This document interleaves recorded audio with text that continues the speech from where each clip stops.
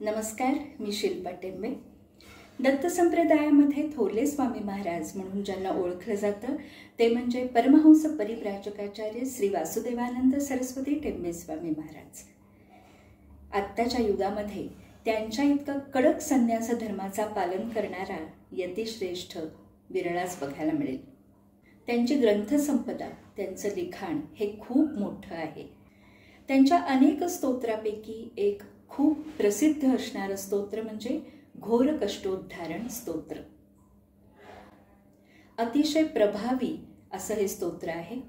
या स्तोत्रामागची कथा अशी आहे की 1911 साली महाराजांचा 21वा चातुर्मास हा कुरगुट्टी म्हणजेच कुरवपूर येथे संपन्न झाला। महाराज जिथे जिथे चातुर्मास करत तिथे तिथे त्यांचे भक्त त्यांना भेटायला येत, त्यांच्या दर्शनासाठी भक्त येत असत आणि त्यांना आपल्या व्यथा संकट सांगत असत। महाराज त्यांचं संकट निवारणही करत असत। याचप्रमाणे त्यांचा हा 21वा चातुर्मास कुरगुड्डी येथे सुरू होता आणि अनेक भक्त मंडळी त्यांना भेटायला आलेली होती। त्यामध्येच कोल्हापूरचे शेषू कारदगेकर हेही आलेले होते। आपल्या कुटुंबाला घेऊन ते महाराजांच्या दर्शनासाठी आलेले होते। महाराजांवर त्यांची नितांत भक्ती होती। ते संकटात होते आणि दुःखी पण होते।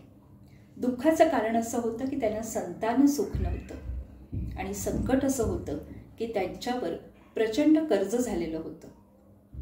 आणि ज्या वेळेला आपण एखाद्या संकटात असतो त्यावेळेला आपण आपलं दुःख हे आपल्या श्रद्धास्थानाजवळच व्यक्त करत असतो। त्याप्रमाणे त्यांनी महाराजांना आपली ही दोन्हीही दुःख सांगितली। महाराजांनी ऐकून घेतलं आणि महाराजांनी त्यांच्या मंडळीच्या ओटीमध्ये प्रसादाचा नारळ घातला आणि संतान सुख प्राप्त होईल आणि कर्जमुक्त व्हाल हा आशीर्वादही दिला। कारदगेकरांनी विनंती केल्यानुसार महाराजांनी त्यांना व्यंकटरमणाचं स्तोत्र रचून दिलं की जे ते नित्य पठण करत असत।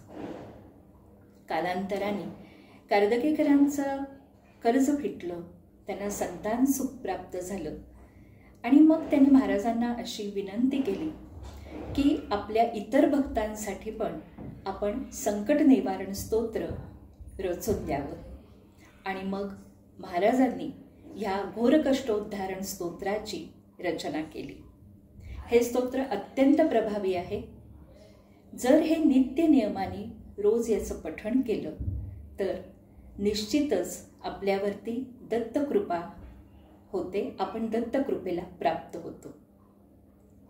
महाराजांनी हे स्तोत्र जे रचलेलं आहे हे 5 श्लोकांचं स्तोत्र आहे। 6वा जो श्लोक आहे त्यामध्ये महाराजांनी असं सांगितलेलं आहे की या स्तोत्राचं जर नित्य पठण केलं तर सर्वांचं मंगल होईल आणि सर्वजण दत्तकृपेला प्राप्त ठरतील। धन्यवाद।